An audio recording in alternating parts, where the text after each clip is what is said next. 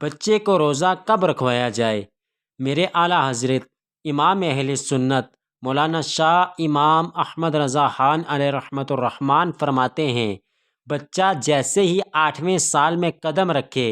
اس کے ولی یعنی سرپرست پر لازم ہے کہ اسے نماز روزے کا حکم دے، اور جب 11ویں سال شروع ہو جائے تو ولی یعنی سرپرست پر واجب ہے کہ وہ صوم و صلات، نماز نہ پڑھنے اور روزہ نہ رکھنے پر مارے، بشرطے کہ روزے کی طاقت ہو اور روزہ نقصان نہ کرے۔ فقہائے کرام رحمۃ اللہ علیہ فرماتے ہیں، بچے کی عمر 10 سال کی ہو جائے اور 11ویں میں قدم رکھ دے اور اس میں روزہ رکھنے کی طاقت ہو تو اسے رمضان المبارک میں روزہ رکھوایا جائے۔ اگر پوری طاقت ہونے کے باوجود نہ رکھے تو مار کر رکھوائیں، اگر رکھ کر توڑ دیا